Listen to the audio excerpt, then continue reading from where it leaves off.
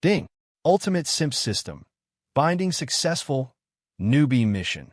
Within 1 week, spend $20,000 for the goddess designated by this system, Claire Sterling, the queen bee of the business school. The degree of mission completion will determine your future funding. Happy simping. My name is Noah Walker, an ordinary college student, so average I wouldn't make a splash if I fell into a pool. Right now, I was staring at the pale blue virtual interface only I could see and the extra $250,000 that had just appeared in my bank account labeled System Exclusive Funds, lost in thought. The Simp system? Seriously, dude? What decade is this? Are we still running with this tired, old script? My mind immediately flashed to those classic cringe TikToks where the guy sent the girl 999 roses and she just drives off with some bleach blonde dude in a Ferrari. It's so lame. Truly. This logic of, if I just give her everything, the goddess will have to fall in love with me, is basically a form of emotional self-flagellation. The market has long since proven that this entire strategy has crashed and burned. What's the meta right now? It's the glow-up, the comeback, the anti-simp system. You're running on legacy software. Warning, host negative sentiment detected. Please adjust your attitude. Becoming a glorious simp is your only shortcut to financial freedom. A cold, mechanical voice echoed in my head. I roll my eyes. Fine. You've got the money. You make the rules. I pulled up Claire Sterling's profile. The girl in the photo was, admittedly, worthy of the It Girl title. Simple white dress, hair down her waist, a cool, aloof gaze like a mountain spring in summer. Yep. The exact type that would have countless hormone-crazed college guys lining up to buy her Starbucks. The comment section was a waterfall of goddess, my queen, and an angel on earth. I closed the profile, my fingers swiping across the screen as I started to plan how to spend this first chunk of cash. Buy Claire a designer bag, send her a top-of-the-line skincare set, or maybe set up heart-shaped candles below her dorm and put on a drone light show. The ideas flickered through my mind, and I shot them all down one by one. Too cheap, too unoriginal, all tired old plays from someone else's book. Doing any of that wouldn't just fail to make Claire see me differently. She probably wouldn't even remember my face. She'd just slap a label on me. Oh, another idiot. What's the essence of being a simp? It's a value mismatch. You're trying to use money and favors to compensate for your own lack of value. But that's like pouring water into a leaky bucket. The more you pour, the faster it leaks, and the more pathetic you look. So, what's the correct way to play this? It's to increase your own value. To make the bucket itself bigger, stronger, maybe even plated in gold. When that happens, do you still need to pour your own water in? No. The water will come flooding to you. The corner of my mouth curled into a smirk I didn't even notice. System, you may have missed something. You only stipulated that the money had to be spent for Claire Sterling. You never said it had to be spent directly on her. And that, my friend, is a massive loophole. I opened up Google Maps and searched for the most exclusive fitness center in the city, the Foundry. I'd heard that the most basic membership started in the 6 figures and that the personal trainers were all world champion level athletes. Then I dialed their number. Hi, I'm calling to inquire about your most expensive personal training package. How much is it? The customer service rep on the other end had a voice as sweet as syrup. Sir, our top-tier Apollo program is personally designed and coached by our founder, 3-time Mr. Olympia winner Mike the Titan King.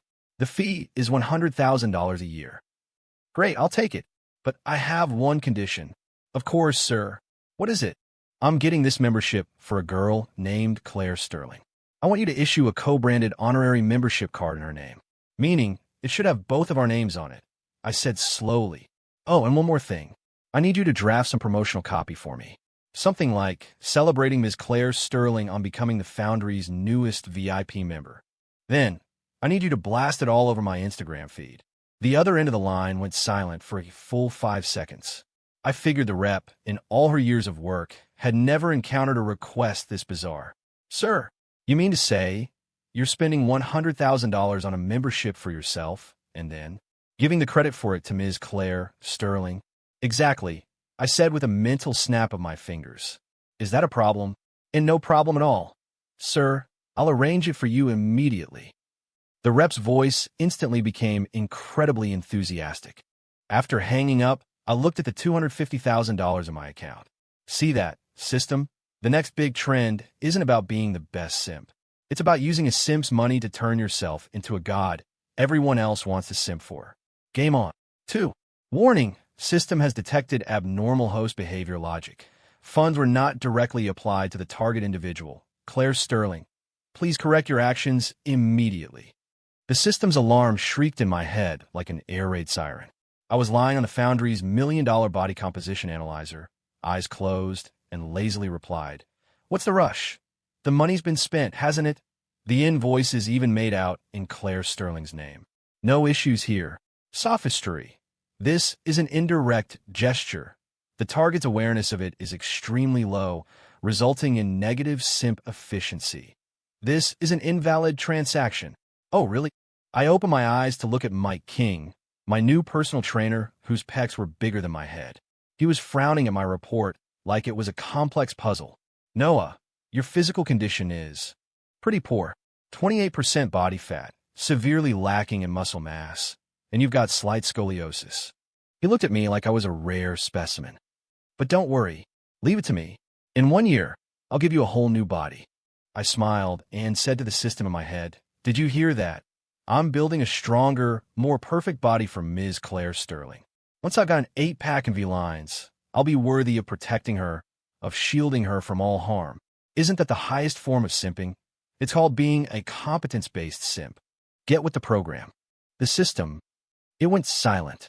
My guess was that its central processor had crashed trying to compute my bullshit logic. Perfect. The market needs new stimulus, and so does the system. For the next few days, I practically lived at the gym. Mike King was a champion coach for a reason. His training regimen could only be described as insane. A daily blitz of strength training, cardio kickboxing, and Pilates stretching drained every last ounce of energy from my body. I'd often collapse on the floor mid-workout, feeling like my soul had left my body. The system in my head went from issuing frantic warnings to giving listless daily reports. Daily mission: bring Claire Sterling a loving breakfast. Host failed. Rating poor. Daily mission: like and comment on Claire Sterling's Instagram post. Host failed. Rating abysmal. Daily mission: find out Claire Sterling's class schedule and arrange a chance encounter. Host failed. Rating beyond hopeless. I ignored it completely. Bring her breakfast? I'd rather use that time for 10 more minutes of sleep to boost protein synthesis. Like her posts? Ugh, the lowest form of cheap, ineffective online interaction. Arrange an encounter? Give me a break. True attraction is never about desperate chasing. One day, I just finished a heavy set of bench presses, my chest muscles pumped, sweat dripping from my chin onto the floor. I casually picked up my phone to check the time, and that's when I saw it. The Foundry's official account had tagged me in a new post that was blowing up my feed. It was a perfectly edited 9-photo carousel with a caption dripping with hype. A huge congratulations to business school goddess Ms. Claire Sterling on becoming the Foundry's 3rd ever Apollo Program VIP honorary member. If you love her, give her the best. At Claire Sterling, Bellowit was a photo of the sleek black and gold co-branded membership card. My name was printed right next to hers. The post instantly detonated across the entire university's social network. Holy crap, the Foundry? Isn't that the gym where they say even the air you breathe is filtered? $100,000 membership? Dude, what billionaire god is behind this? Is this Claire Sterling's mystery boyfriend? This is insane. At Claire Sterling, goddess, you have to say something. I could just imagine Claire, buried under an avalanche of notifications and DMs, completely bewildered. Perfect. The traditional simp tactic is to wear your neediness on your sleeve like a pathetic, tail-wagging puppy.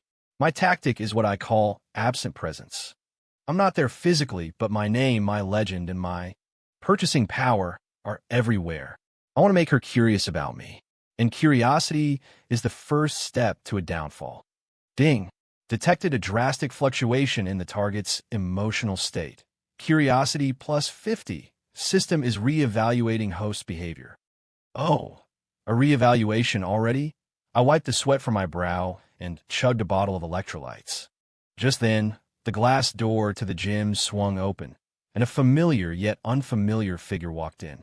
It was Claire Sterling. She was wearing a lavender workout set, her long hair tied up in a high ponytail, giving her a sharp, energetic look that her photos didn't capture. She was clearly looking for someone, her eyes scanning the massive gym floor.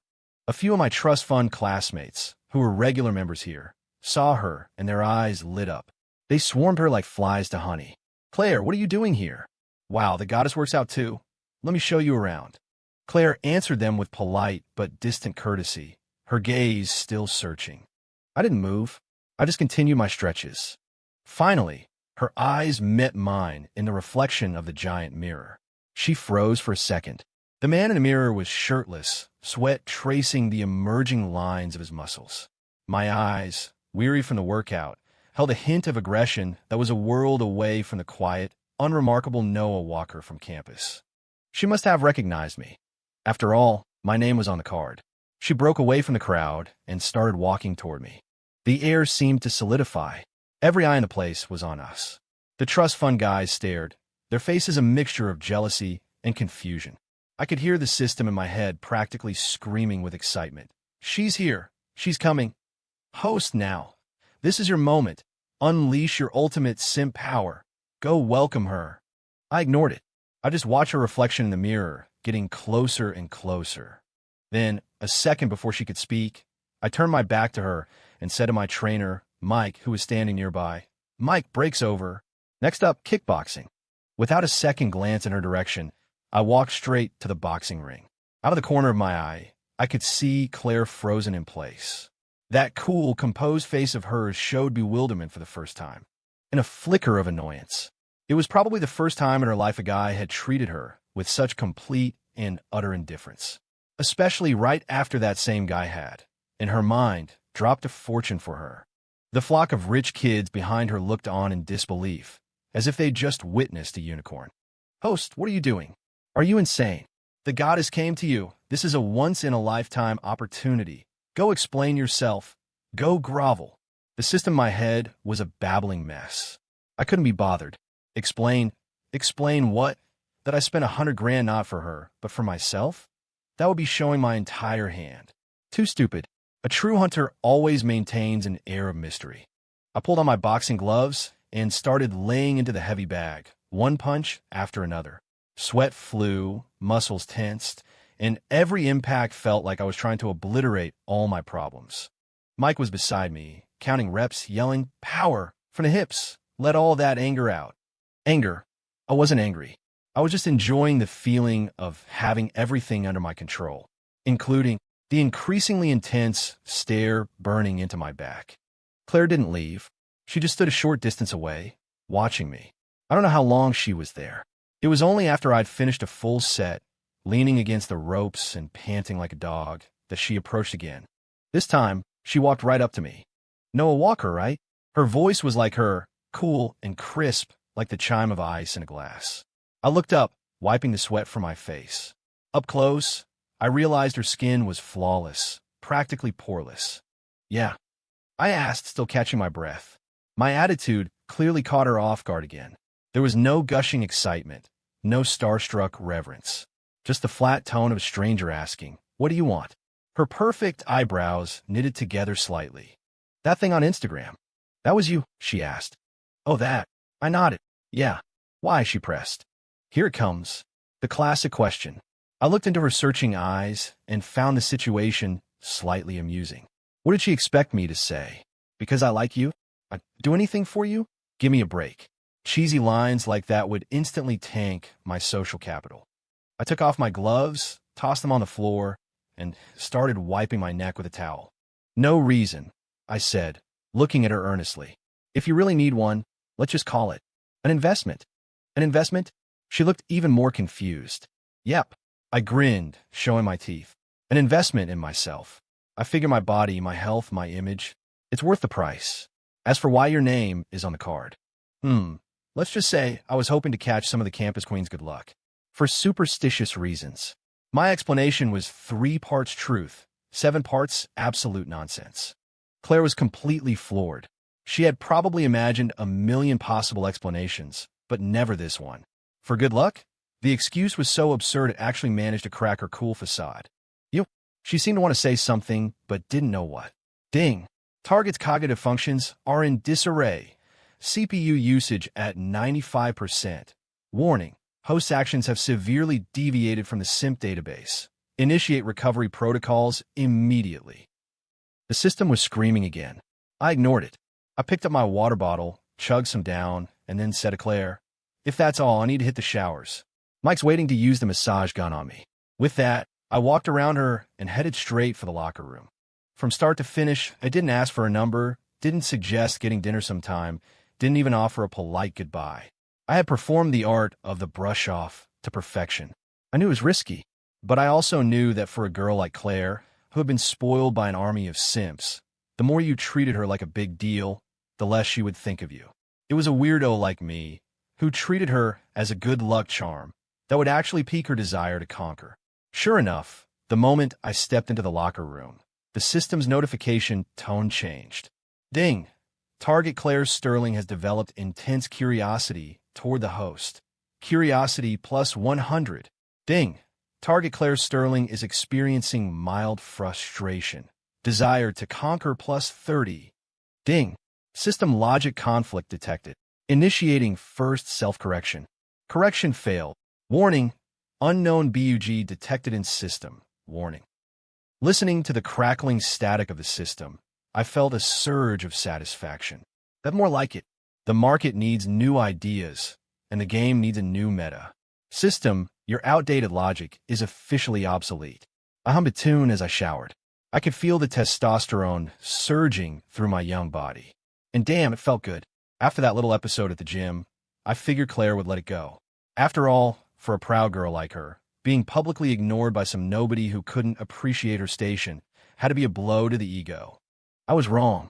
The next day, she sent me a friend request on WhatsApp. The request simply read, "Claire Sterling." I stared at the screen for a full minute. "Host, accept. Accept it now. This is an olive branch from the goddess herself. A supreme honor. Quick." The system spammed my brain. I ignored it, tossed my phone aside, and went back to my textbook. It's called delayed gratification. The faster you respond, the cheaper you seem. I was going to make her wait. Let her wonder. Let her curiosity about me fester and grow in the silence. It wasn't until that evening, after my arms were screaming from a final set of pull-ups, that I casually picked up my phone and tapped accept. I didn't send a message. No, hey, nothing. I treated it like I was just clearing out a junk notification. Sure enough, less than a minute later, a message came through. "Claire Sterling, why did you take so long to accept?" A hint of accusation in her tone. Perfect. It meant she was already paying attention to my reactions. Me, just finished a workout. Was busy. My reply was simple, direct, and emotionless. It also subtly sent a message. My life is full, my time is valuable, and I'm not the kind of guy who replies instantly. Claire Sterling. She sent a series of periods, clearly thrown off by my stonewall texting style. Claire Sterling. About the gym, thank you. Even if your reason was weird, still. Thanks. Here it comes. The classic opening move to friend-zone someone. An old-school simp would see that and start planning their kids' names. He'd reply with, "You're welcome. I'd do anything for you. But I'm Noah Walker." Me, don't mention it. Me. I'm the one using the car, mostly. See that? The art of language. I casually brushed her gratitude aside, basically telling her, "Don't get ahead of yourself. This has very little to do with you." The conversation was, once again, terminated by me. I could just picture Claire on the other end of the phone, fuming with a mix of anger and helplessness. Ding. Target's frustration plus 50, competitiveness plus 20. Hearing the system's alerts, I smiled with satisfaction. Over the next few days, Claire tried messaging me a few more times. It was all small talk like, "Did you go to the gym today?" or "Is your major hard?"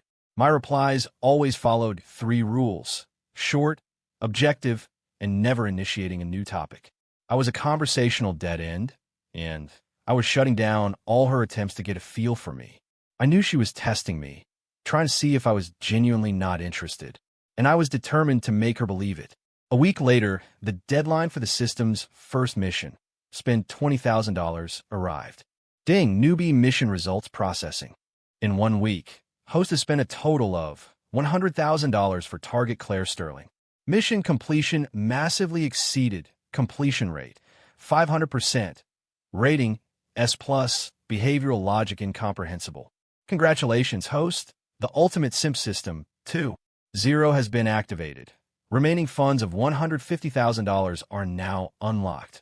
New feature Simp Shop is now online. I tapped open this so-called Simp Shop. It was filled with all sorts of ridiculous items. Skill, mind reading, trial version.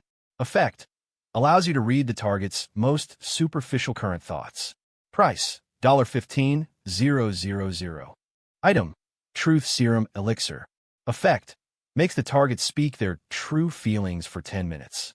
Price, $30,000. Aura, big spender. Effect, when spending money on the target, host's personal charisma temporarily increases by 200%. Price, $50,000. I shook my head. This stuff looked powerful, but the core logic was still the same.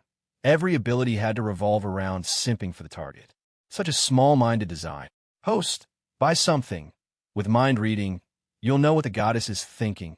You can cater to her every whim. You'll be unstoppable, the system urged. Not interested, I said, closing the shop. Why would I want some intangible skill when I could get real, tangible results? My gaze fell on a web page I'd been studying for a while now. It was for a high-end bespoke tailor in a luxury downtown shopping district. The founder was an old master who used to make suits for the British royal family. An entry-level suit started in the 5 figures. A man's taste and substance begin with a well-fitted suit. The gym was for upgrading my hardware. Now it was time to upgrade my software. I immediately transferred $30,000 from the system funds. Ding!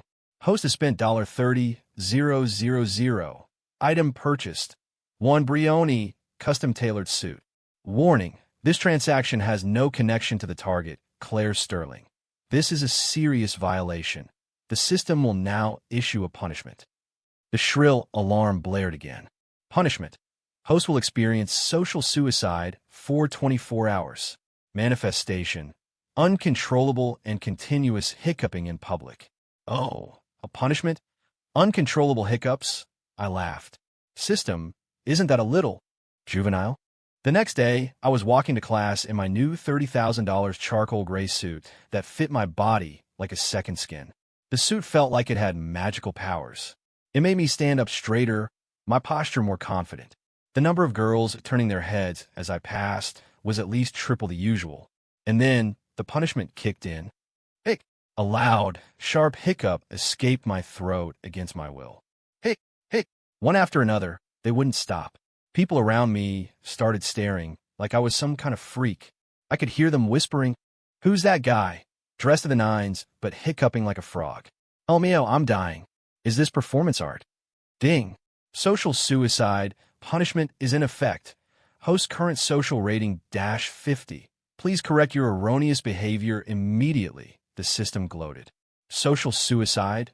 I looked at the pointing fingers and judging stares, and instead of feeling embarrassed, I found it amusing. Just then, I saw Claire Sterling walking toward me. She was in a white sundress today, as beautiful as ever. She obviously saw me, and my ridiculous predicament. Her steps faltered. I saw her friend whisper something in her ear, covering her mouth to stifle a laugh. See, this is what happens when you disobey. Your image in a goddess's eyes is completely ruined, the system crowed. Is it? Instead of avoiding her, I walked straight toward her, meeting her gaze, all while hiccuping without missing a beat. Hic! The moment I passed her, I stopped, turned my head, and gave her a wry, self-deprecating smile. Then, in a voice just loud enough for everyone nearby to hear, I said, "My apologies." Hic! I gargled with a bottle of 82 Lafite this morning. Hic! The aftertaste is a little stronger than I expected. Without waiting to see her instantly petrified expression, I continued on my way, my confident stride punctuated by a series of resounding hiccups. My gargled with 82 Lafite, lines spread across campus like wildfire. I went viral, in the weirdest way possible. The university's online forum had a thread about me that grew into a skyscraper. The title was, "Holy SHD. The guy who bought Claire Sterling the $100,000 gym membership was gargling with Lafite this morning." The replies poured in. "No way, is that for real? Who is this dude? Is his family sitting on a diamond mine? I was there. He was wearing this killer suit, hiccuping his head off while saying that line, and he was so damn calm about it. It was epic. I don't know. It feels like he's putting on a show. Who flexes like that? Show or not, I won't forget him now. Noah Walker, right? Interesting. Am I the only one who noticed the suit? Looked like Brioni. My dad has one. It was over 30 grand. The narrative was shifting in a direction I hadn't expected, but was more than happy to see. Social suicide? No, this was character building. A mysterious guy with money, style, a rebellious streak, and a sense of humor. The persona was now established. It was leagues above the simps who could only think to offer flowers and coffee. Warning, warning. Social suicide punishment has failed to produce the desired effect. Host social rating has increased instead of decreased. System logic and secondary conflict. Rebooting. Listening to the system's static-filled death rattle, I cheerfully walked into the tailor shop to pick up my second, even more expensive suit, a midnight blue velvet tuxedo. Money is meant to be spent on the cutting edge, and I was the sharpest blade.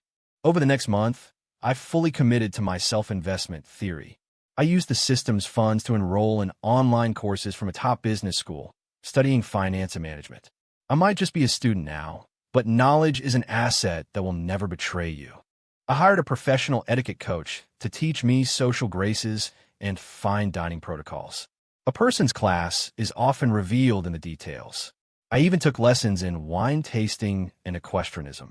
These skills, which might seem like pretentious flexing, are actually keys to unlocking certain social circles. My life was packed. The gym, classes, learning new skills. I was like a super absorbent sponge, soaking up everything that could increase my value. And the system's initial $250,000 in my bank account was depleting rapidly. The system itself seemed to have given up on my incorrigible behavior. The punishments it dished out grew increasingly absurd. One day, it made me walk with my right arm and right leg moving in unison. Another time, it made me spill water on myself every time I took a drink. Once, it even punished me by making the first person I made eye contact with develop an uncontrollable crush on me. That day, the first person I saw was one of the campus security guards. Ever since, every time the old man sees me, he grins like a sunflower and insists on giving me cucumbers from his garden. These so-called punishments, far from bothering me, added a layer of ridiculous fun to my otherwise intense self-improvement journey. And Claire, she hadn't contacted me at all that month. It seemed she was deliberately avoiding me. I knew she was watching and struggling. My unconventional approach had completely scrambled her understanding of the world. Her pride wouldn't let her fawn over the new campus celebrity like other girls might. But every time I made waves, from the law fight incident to photos of me at the stables in a bespoke suit that someone inevitably posted on the forum, it was like a stone cast into the calm lake of her mind, sending out ripples. She was waiting for me to make a move. If I sent her just one text, she could reclaim that feeling of being pursued, of being on her pedestal, and pull me back into a dynamic she could control. But I wouldn't give her the satisfaction. Not only would I not make a move, I would show her that my world didn't revolve around her. I used the last of my funds to book out the city's most exclusive rooftop restaurant, Aura, for a small, private party. My guest list didn't include the usual clout-chasing trust fund kids. Instead, I invited the new friends I'd made in my courses and clubs. A rising gallery owner, an alum who had started her own successful tech company, a cool girl from a rock band, and a few ridiculously fit fitness models. Every single person on that list was more vibrant and interesting than someone whose only title was campus queen. On the night of the party, I wore the midnight blue velvet tuxedo, moving effortlessly through the crowd. The confidence gained from my physical and intellectual training made me feel like I was radiating energy. I knew Claire would come tonight, because I'd had the restaurant accidentally send an invitation to her dorm in my name, but the invitation read, "A party for Mr. Noah Walker and his friends." That little S on the end of friends said it all. At 9 p.m., the heavy wooden doors of the restaurant swung open. Claire Sterling was standing in the doorway. She was in a white dress again, as beautiful as ever. But her face held a trace of panic she herself wasn't aware of, because she saw me sitting at the head of the main table, flanked by a stunning fitness model on my left and the sophisticated gallery owner on my right. We were raising our glasses, deep in laughter and conversation, and my gaze didn't linger on her for more than a single second. 6. Claire's arrival didn't cause much of a stir at the party. My new friends offered her little more than a polite nod. In their world, Claire was pretty, but here, pretty was the cheapest currency. Everyone in this room was a protagonist in their own right, shining in their own field. No one was going to treat her like the center of the universe, the way the guys at school did. The feeling of being so thoroughly outclassed brought a look of unease to Claire's usually cool face. She stood there, looking like a lost little girl who had accidentally wandered into a party for grown-ups. Host, a heaven-sent opportunity. Quick, go invite her over. Show her your gentlemanly charm. Tell her you did all of this for her. The system's voice cracked with excitement. I scoffed internally. Go over now? That would be admitting that the second she appeared, she recaptured all of my attention. The high-value persona I had so carefully constructed would instantly crumble. I didn't move. I continued my conversation with the gallery owner about pop art, acting as if I hadn't seen Claire at all. It was one of the trust fund kids at her table, Chad Williams, a control group I had intentionally invited, who scurried over to her. Claire, you made it. Come, sit with us, Chad said, eagerly trying to pull her to his table. Claire hesitated for a moment, but eventually followed him. I watched it all from the corner of my eye, feeling nothing. This was exactly what I wanted. I needed her to experience the contrast. At school, she was the moon, orbited by countless stars. But here, she was just one of the brighter stars in a vast galaxy. The party's atmosphere was fantastic. We talked about art, business, our futures. No one gossiped about campus drama or bragged about their family money. It was a higher level of social interaction. Claire and Chad's table, however, stuck out like a sore thumb. Chad was still using his tired old lines, boasting about the new car his dad bought him and how much money his latest venture made.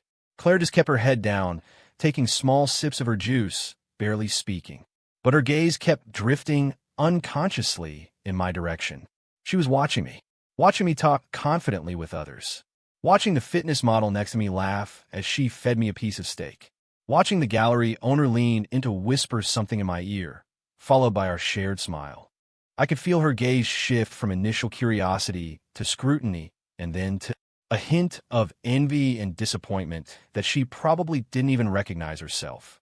It likely dawned on her for the first time that a person's world could be so vast and exciting, and that her campus queen halo was painfully dim in the light of the real world.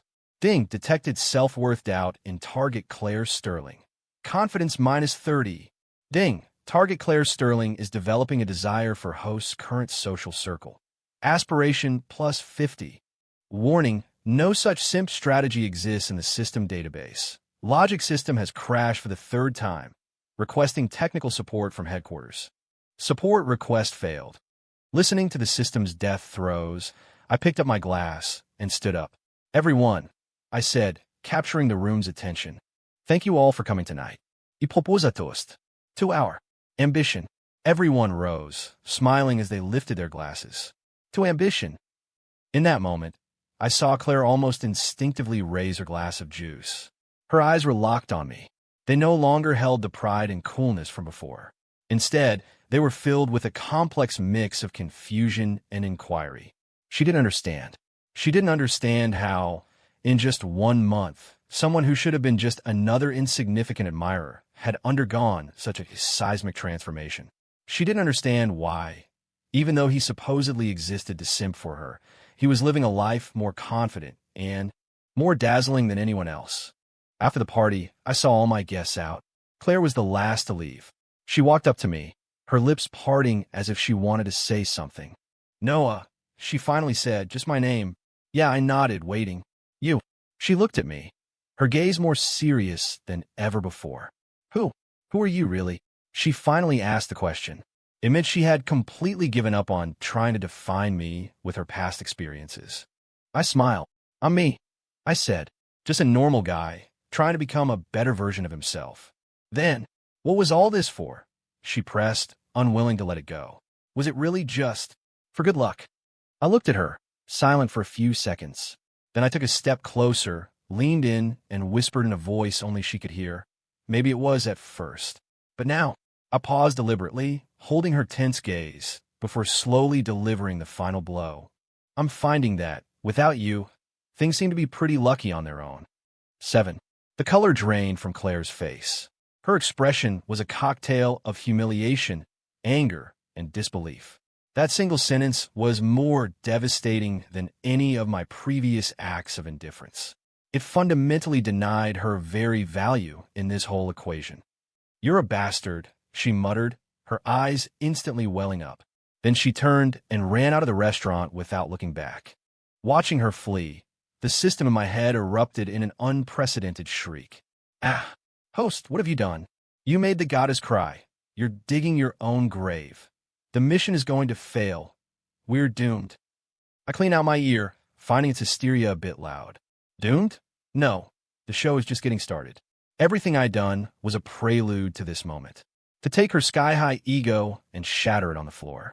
Only then would she completely drop the goddess act and start to see me and our relationship as an equal. It's called deconstruction for the sake of reconstruction. As expected, the next day, the campus forums exploded. Someone had secretly taken pictures at the party and posted them. Massive T. Noah Walker's mystery party. Claire Sterling allegedly humiliated, leaves in tears. The photos were blurry, but you could clearly see me surrounded by various beautiful women while Claire stood alone by the door. The comments section instantly split into 3 factions. The first was Claire's loyal army of simps, led by Chad Williams, who furiously attacked me. "Noah Walker is such a trashy player. What a poser. Making our goddess cry. Who the hell do you think you are? For real. So what if you have a little money? Claire, don't cry. We'll always support you." The second faction was the newly minted Popcorn Gallery, who were thoroughly enjoying my anti-trope behavior. Dude, this guy has guts. He's the first one to ever publicly embarrass the campus queen, right? Is it wrong that? I kind of love this. I've been sick of those mindless simps for a long time. Noah is a legend. That's how a man should act. Stop enabling these princesses. The third faction was small, but the most interesting. It was composed of other girls from the university. Honestly, I'm a little jealous of Claire. Yeah, she was made to cry, but at least it proves that Noah Walker sees her as an equal competitor, not some goddess that needs to be worshipped. I agree with the post above. Compared to the greasy guys who only know how to say drink more water, a mysterious and assertive guy like Noah is way more attractive, right? See, the tide was turning. Even the girls were tired of being simped for. What they craved was a challenge, a contest between equals. Did you hear that, system? That's the sound of the market speaking. Ding. System is unable to comprehend the current public opinion trend, requesting updated definitions for keywords, player, gaslighting, A-game. For the next week, Claire completely vanished. She didn't come to class, and there were no more messages on WhatsApp. I guess she was going through an intense internal battle. I, on the other hand, was happy for the peace and quiet. I spent the last of the money from a systems fund. I didn't buy a car or a watch. I used the money to register a small investment firm. I was the sole officer. Then, I used the firm to acquire a nearly bankrupt coffee shop next to campus. I renovated it, turning it into an open, multi-purpose space, part cafe, part reading room, part study hall. I named it the Ferryman. I didn't expect it to make money. I just wanted to create a place where students, lost and anxious like I once was, could catch their breath. When you have money, you stop thinking only about how to spend it. You start thinking about how to make it mean something. The day the cafe opened, I kept it simple. No promotions, no fanfare. I sat alone at a table by the window, sipping a coffee and watching the young faces pass by outside. Just then, the wind chime on the door tinkled. I looked up.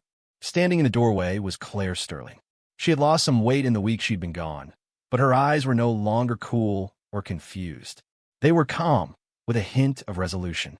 She walked straight to my table and sat down across from me. "Noah," she began, getting straight to the point. "Do you think I'm pathetic?" I didn't say anything, just poured her a glass of water. Being put on a pedestal by everyone, I really started to believe I was some kind of goddess, she said with a self-deprecating smile. I accepted people's kindness like it was my due, and when I rejected them, I couldn't even offer a sincere apology. The truth is, I'm nothing. Without that halo, I'm just a spoiled, ordinary girl. I was a bit surprised. I didn't expect her to be capable of such sharp self-analysis. It seemed my shock therapy had worked. So, I asked. So, she took a deep breath, lifted her head, and looked at me with burning intensity, saying each word clearly. I want to get to know you again. Not as Claire Sterling, the campus queen, but as Claire Sterling, an ordinary girl. She paused, a faint blush of nervousness appearing on her cheeks. Can I pursue you? Ding, ding, ding. Warning, warning, warning. Claire's question was like a nuclear bomb that completely fried the system in my head. Target's behavioral logic has undergone a 180-degree reversal. The worshipped is attempting to become the worshipper. System core code has suffered a catastrophic impact. Emergency defense mechanism activated. Defense failed. Arg. With a final, agonizing scream, the system's voice vanished. The world was quiet. I looked at the girl across from me, her face a canvas of nervousness and hope, and for the first time, I felt like I was in a tricky situation. Honestly, I never expected her to say something like this. My script was that she would feel slighted, test me in various ways, and through that push and pull, we would slowly find an equilibrium. But she had just flipped the whole table over. She was done playing games. She chose the most direct, most honest way to face me. And in doing so, she threw the challenge right back at me. Pursue me? I raised an eyebrow, leaning back in my chair.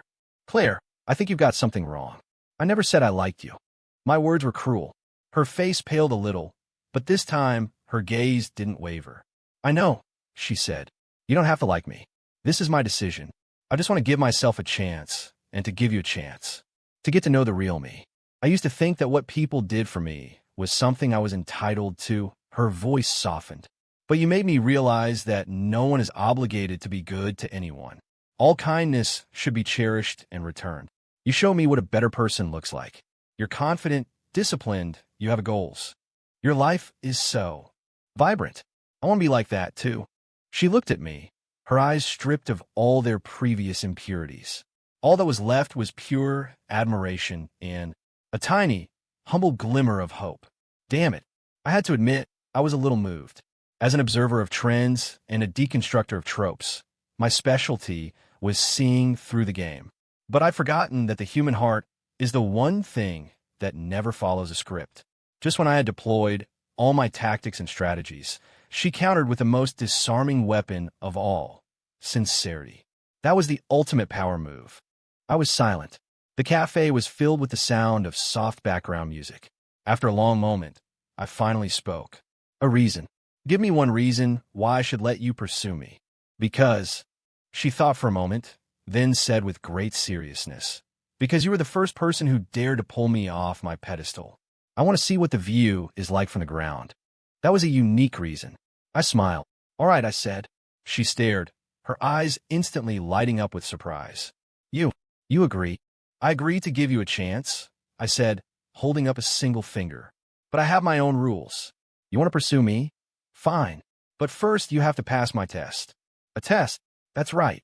I took a sip of my coffee and said slowly, first, from this day on, forget your campus queen title. To me, you're just Claire. She nodded emphatically. Second, I continued, I don't like being disturbed. So, without my permission, you're not to message me, and you're not to come looking for me. Her expression froze. What kind of pursuit was this? They couldn't even talk. Then, what am I supposed to do? She asked. Simple. I gestured around us. See this coffee shop? Starting today, you work here. When you can use your own 2 hands to buy me a cup of the best damn latte in the world, made by you, then your test will move on to phase 2. With that, I stood up to leave. Noah, she called out. I turned back. Your test is hard, she said. Of course, I grinned. After all, I'm a very hard man to get. Without another word, I left her there, wearing an expression that was a perfect mix of annoyed and amused, and walked out of the cafe. I was a good distance away before I realized my heart was beating a little too fast. I leaned against a wall and took a long, deep breath. Okay, I admit it. This was starting to get interesting. Claire actually started working at the coffee shop. I assigned her the role of a server. She wore the same uniform as every other employee, taking orders, delivering food, and clearing tables every day. On her first day, she was clumsy, either spilling cups or mixing up orders.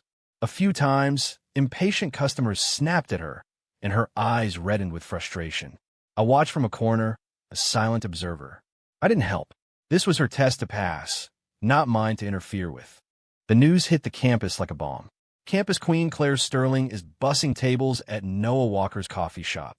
The Simps were heartbroken, convinced their goddess had been brainwashed by a manipulative player.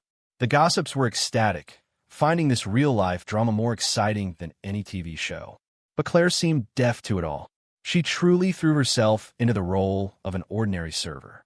She arrived on time every day, diligently learning how to take orders, how to interact with customers, how to brew different kinds of coffee.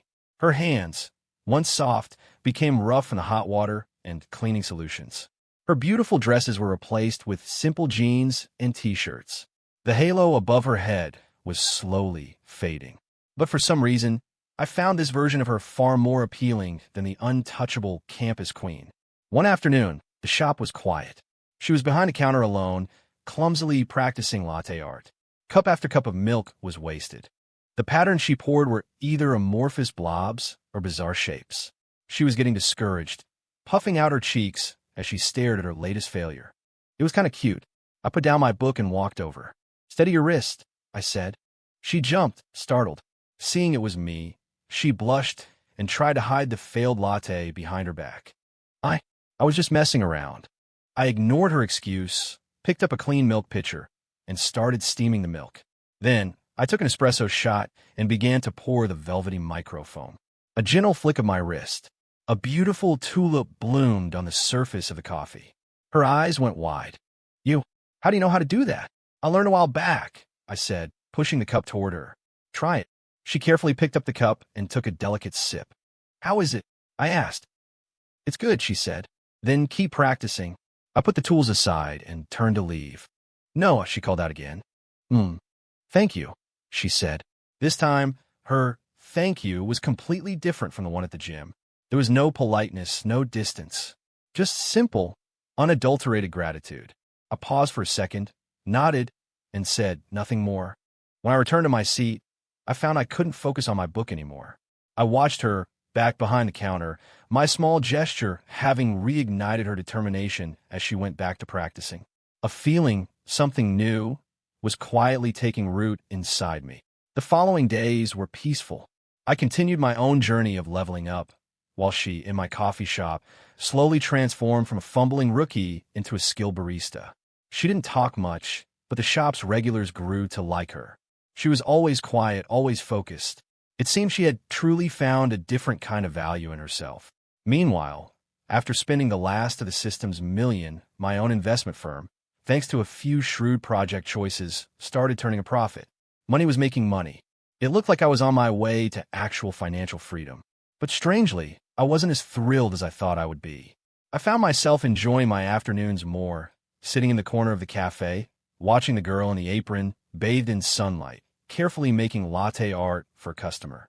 Then one day, as I was reviewing financial statements, a figure in a cafe uniform stood before me. It was Claire.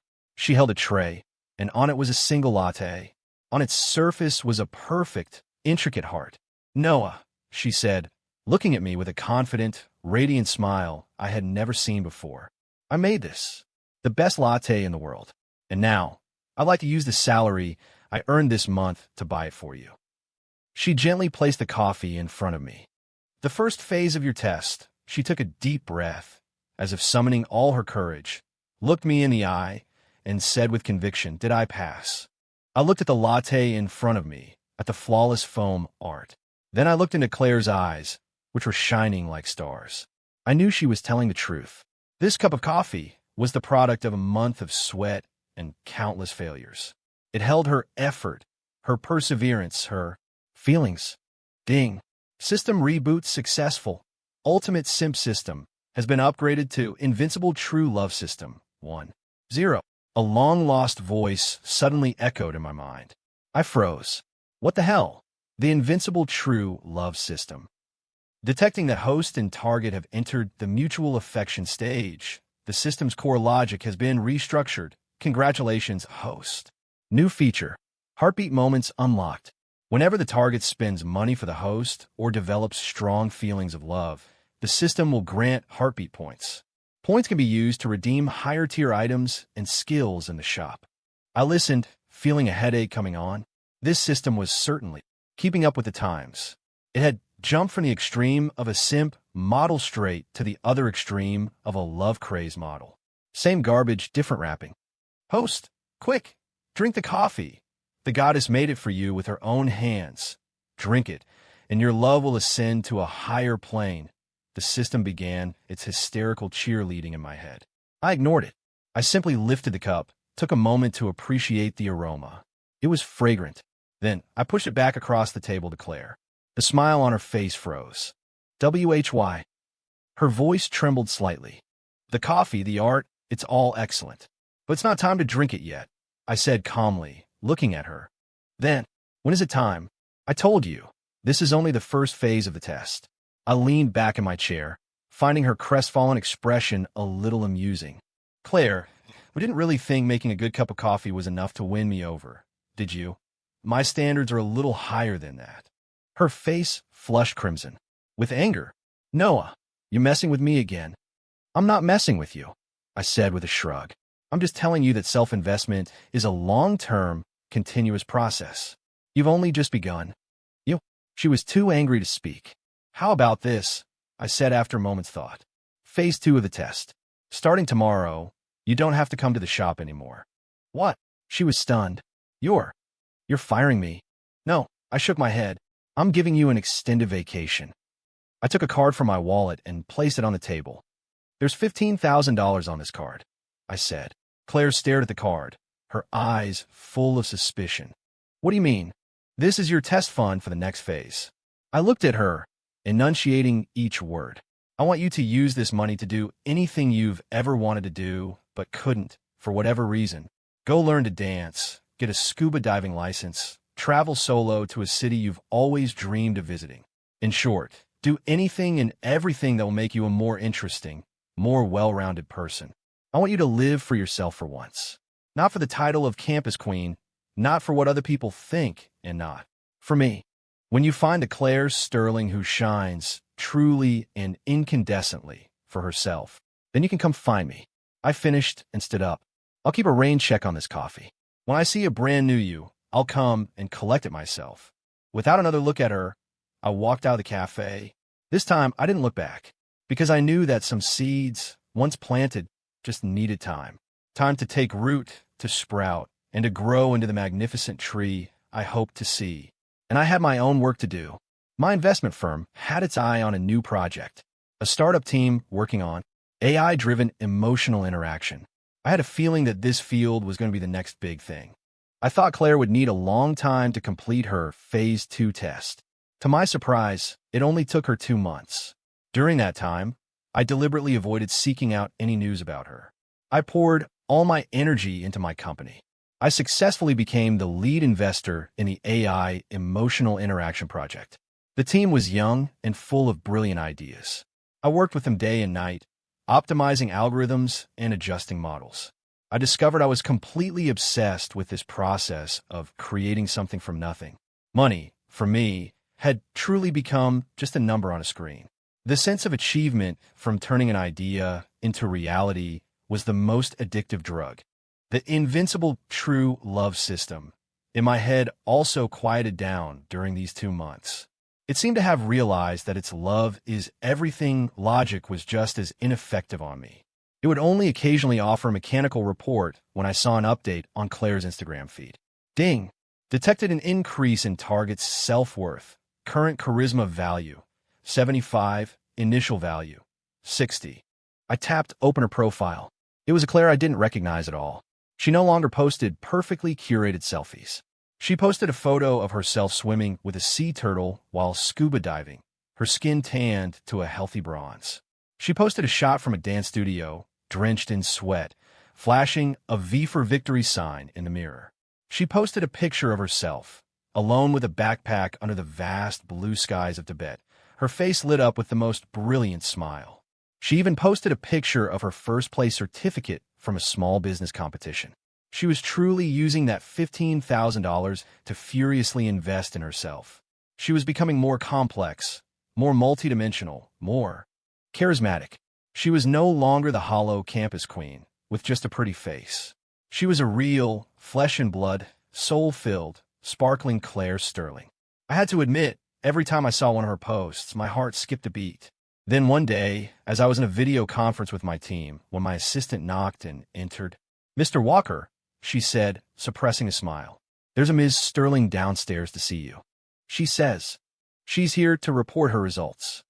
I paused, then broke into a smile. The time had come. I ended the meeting and went downstairs. Claire was sitting in the guest area.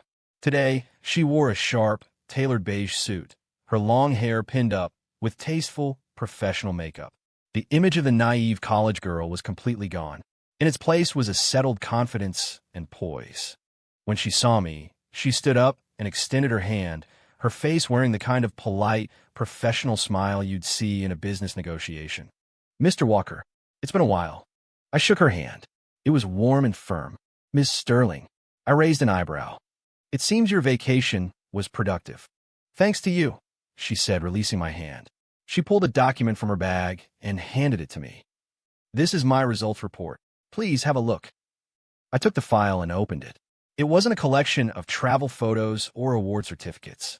It was an incredibly professional and detailed business plan. The title read, "A Feasibility Report on the Brand Upgrade and Chain Operation of the Ferryman Cafe." I was stunned. I flipped through it quickly. Market analysis, competitor research, profit models, marketing strategies. Every section was well-reasoned, logical, and clear. It was even better than the work of the professional project managers at my own company. I looked up, staring at her in disbelief. "For the past 2 months, besides traveling and learning," she said, her eyes shining brighter than I'd ever seen them, "I spent every other waking moment on this. I researched every successful coffee chain, both domestic and international. I interviewed 100 customers of the Ferryman. I analyzed every strength and weakness of your shop. Noah," she looked at me, her tone deadly serious, "you gave me $15,000 and told me to find myself. Now I have. I discovered that what I'm truly passionate about isn't dancing or diving. It's this, the process of taking an idea, a concept, and turning it into reality through precise calculation and planning. I love business. I love a challenge." So, she took a deep breath, a sly, fox-like grin spreading across her face. "Now, I would like to, as Claire Sterling, formally propose a partnership with your company. I want to invest in your coffee shop, and I want to turn it into a successful national brand." No, Mr. Walker." She gave me a slight bow. "Phase 2 of my test. Did I pass?" Looking at Claire and the business plan in my hands, a plan that would impress any venture capitalist, I felt for the first time what it was like to be surpassed by your own student. My goal was to help her grow into a strong, magnificent tree. Instead, she had cultivated herself into an entire, thriving forest. Ding! Target's commercial value has awakened. Current charisma value, 85. Ding! Target has initiated a reverse investment toward the host. Hidden plot. A match of equals, triggered. System reward. Host personal charisma is permanently increased by 20%. You have earned the title Master of the Love Game. Listening to the system's fawning notifications, I suddenly felt a wave of apathy. Did I really need these superficial rewards anymore? The living, breathing, dazzling woman standing before me, a woman I had a hand in shaping, was the greatest reward I could ask for. "I've read your plan," I said, closing the document. "It has a lot of strengths, but also a few fatal flaws." Claire's expression immediately tensed. "What flaws?"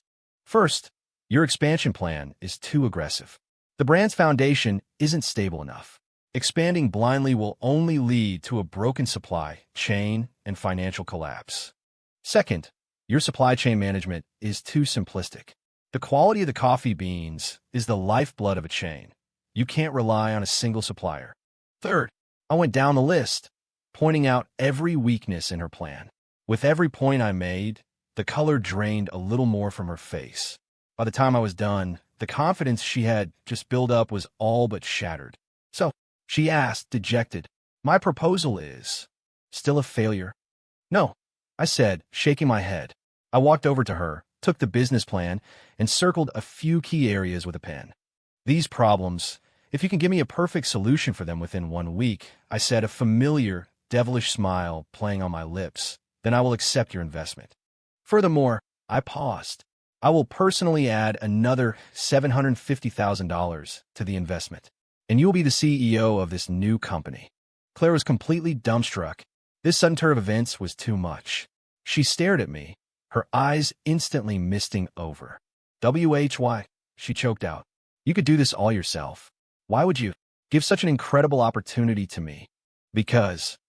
I reached out and gently wiped a tear from the corner of her eye, my movement surprisingly tender. "Because I no longer need to prove myself to anyone," I said, looking at her seriously. "But you do. Claire, you need a stage where you can truly shine, and I'm willing to be the one to build it for you." Of course, my tone shifted back to its usual playful arrogance. "That's contingent on your solutions satisfying me. After all, I'm a very demanding investor." She looked at me, and a tearful smile broke through. "Noah, you really are a bastard.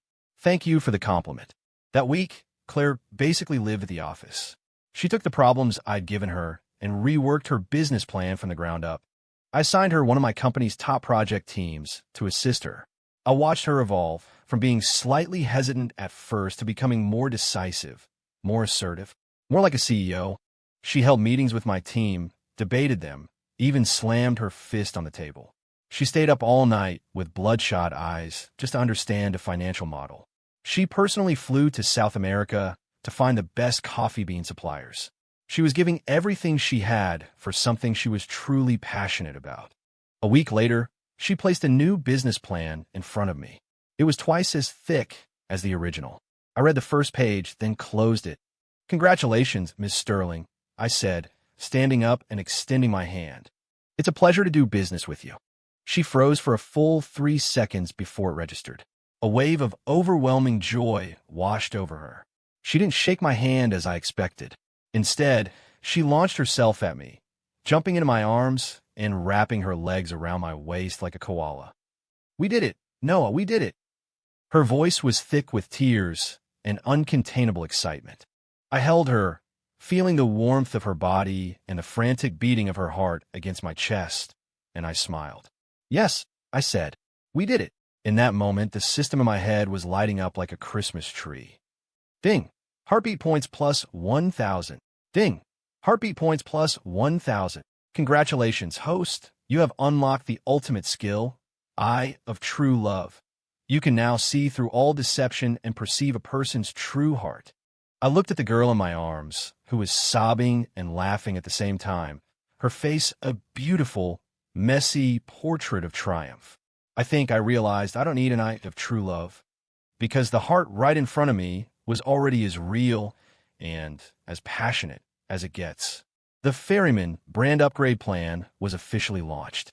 Claire became the CEO of the new company. I receded into the background, becoming the mysterious majority shareholder who only appeared at board meetings. I gave her the entire stage, and my judgment proved to be flawless. Claire was a natural.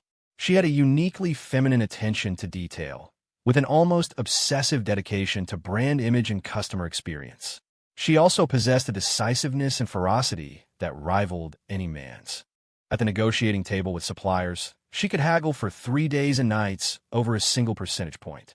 When faced with internal disagreements, she could calmly analyze the pros and cons and make the most objective, albeit sometimes unpopular, decision. She grew much faster than I ever imagined. In less than 6 months, the first Ferryman flagship store opened in the city's most bustling commercial district. Opening day was a massive success. Fashion bloggers, food critics, and influencers of every stripe packed the small cafe. Claire, dressed in a perfectly tailored suit, moved through the crowd with grace and confidence, absolutely glowing. She had truly become a queen, shining on her own terms. I wasn't there. I was in my office, watching it all unfold through a security feed. Watching the masterpiece, I had a hand in shaping Blossom in the most brilliant way. The feeling was strange. It was more fulfilling than earning any amount of money myself. Ding. Detected that Target's social value has reached its peak. Charisma value, 95. Congratulations, host. You have successfully transformed a worshipped individual into a value co-creator. You have unlocked the ultimate achievement, frowny face, Pygmalion. System is entering the final settlement phase. Please prepare, host. Countdown, 10, 9, 8. Final settlement? I paused. Did this mean that this absurd, year-long game was finally coming to an end? 3, 2, 1. Ding. Congratulations, host Noah Walker. You have successfully spent the entire initial system fund of $250,000. The financial freedom protocol is now officially activated for you. From this moment on, any purchase you make at any bank in the world will be reimbursed in real time by this system. No limits, no collateral, no questions asked. Congratulations, host, on becoming the 1,024th person in this universe to achieve true financial freedom. My phone buzzed. A text from my bank popped up. Dear Mr. Noah Walker, your savings account ending in 8888 has, on September 6th, received an unlimited line of credit from the Intergalactic Bank. Your current available balance is infinity. I stare at the infinity symbol, a purely mathematical concept now applied to my finances, and felt nothing. I was truly financially free. I could buy anything in the world I wanted. Private jets, mega yachts, a private island in the Pacific. It was all within my grasp. But strangely, I felt no excitement. In fact, I felt a little empty. I turned off my phone and looked back at the monitor. Claire was still there, passionately arguing with an employee over a minor detail in the store's layout. And I suddenly realized, it seems the things money can't buy, like the sight of her right now, so focused and endearingly stubborn, were what I truly wanted. I picked up my phone and dialed her number. It rang for a long time before she picked up. The background was noisy. Hello, Noah. Her voice was tired but tinged with excitement. Did you see? We did it. I saw, I said. Very impressive, Miss Sterling. Of course, she said smugly. It was all me. To celebrate your success, I said, are you free tonight? I'd like to take you to dinner. The line went quiet for a moment. Mr. Walker, she said, her tone suddenly shifting to a formal, businesslike one. I'm afraid I already have plans tonight. I stood there, phone in hand, stunned. She has plans? That was an answer I had not anticipated in the slightest. With who? The question slipped out before I could stop myself. I immediately regretted it. I sounded like a jealous boyfriend checking up on his partner. Well, that would be a personal matter.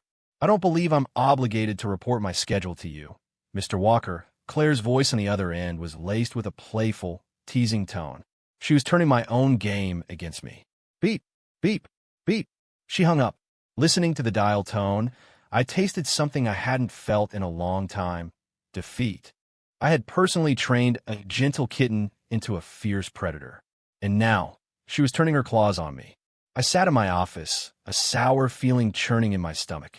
Financial freedom felt utterly meaningless in this moment. There was only one thought in my head. Who was she going out with?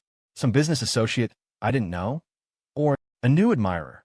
The thought, once planted, grew like a weed, choking everything else. I paced my office, agitated. Finally, I couldn't take it anymore. I grabbed my car keys and stormed out. I had no idea where I was going. I just drove aimlessly through the city streets. Eventually, as if guided by some unseen force, I found myself near the university, near the coffee shop I had built, the place that was now a Trinity hotspot. The Ferryman. I parked on a side street, not getting out. I just watched the shop, watched the young, energetic faces moving in and out. And then I saw her, a familiar figure walking out of the cafe. It was Claire. She had changed out of her power suit and was now in a simple white t-shirt and jeans. No makeup, her long hair down. She looked just like the college girl I first met. But something was different. There was a genuine, relaxed joy on her face. And in her hand, she was holding a latte. My heart stirred. Could it be? She looked both ways, and then she started walking directly toward where I was parked. How did she know I was here? She stopped at my driver's side window and tapped gently on the glass with her knuckle. I rolled it down. She leaned in, passing the latte through the open window. On its surface was a perfect heart, identical to the one she had made months ago. "Well, boss," she said, a sly, cat that ate the canary grin on her face. "Is it time to drink this coffee yet?" I stared at her, then at the coffee, completely bewildered. I thought you said you had plans." "I do," she nodded, as if it were the most obvious thing in the world. "My date is with you." "Then why did you?" "I was making a bet," she said.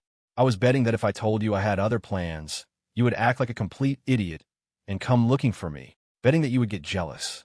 "For me?" She looked at me, her beautiful eyes gleaming with victory. And from the looks of it, she reached out and gently pinched my stunned cheek. I won. I, Noah Walker, self-proclaimed trend spotter and master of the love game. In this moment, I was played completely and utterly by the very girl I thought I had created. I looked at her smug, triumphant expression, and suddenly I started to laugh. A genuine, happier laugh than I could remember. I pushed open the car door and got out. Before she could react, I pulled her into my arms, holding her tight. "Claire Sterling." I murmured into the crook of her neck, inhaling the faint, clean scent of her shampoo. "You are an absolute genius." She giggled in my embrace. "Of course I am." Ding! Detecting that host and target have entered a state of soul resonance. Final mission triggered. An investment of love. Mission requirement. Make target Claire Sterling willingly spend $1 million on you. Mission success. The system will perfectly merge with the host, granting the ultimate ability to control the rules of emotion. Mission failure. The system will. The voice echoed in my head again, but this time I didn't let it finish. I simply thought with all my focus, "Shut up." Then I released Claire just enough to cup her face in my hands, and there, under the warm glow of a streetlight, I kissed her. To hell with the final mission. I was done playing the game. The kiss was long and deep. It was filled with the relief of someone who had almost lost something precious and the fierce possessiveness of never wanting to let go. It was only when Claire, breathless, pushed gently against my chest that I reluctantly pulled away. She leaned against me, cheeks flushed, her eyes soft and shimmering like a spring pond. "Noah," she whispered against my shirt. "You know, for a second there, you were like a starving wolf." "Oh yeah." I looked down at her. "So, Miss CEO, are you going to feed me now, or keep me waiting?" "Depends on your performance," she said, tilting her head up with a mischievous glint in her eye. Looking at her, so full of life and playful spirit, my heart completely melted. I took her hand. "Come on, I want to show you something." I took her back to the Ferryman. It was 10 o'clock at night, and the shop was closed. I unlocked the door and flipped on the lights. The entire space was quiet and warm, the air filled with the faint, comforting aroma of coffee and old books. "Why did you bring me here?" she asked. I didn't answer. I led her to the counter and had her take a seat on one of the stools. Then I stepped behind the bar and took out my best set of coffee-making equipment. Grinding the beans, tamping the grounds, pulling the perfect espresso shot, steaming the milk. My movements were fluid and practiced. Claire just propped her chin on her hands, watching me quietly. Her gaze was focused and tender. Soon, a perfect latte was ready. With a latte art pen, I didn't draw a heart or a tulip. I drew a tiny, simple sketch of a boat, a ferryman's boat. I pushed the cup across the counter to her.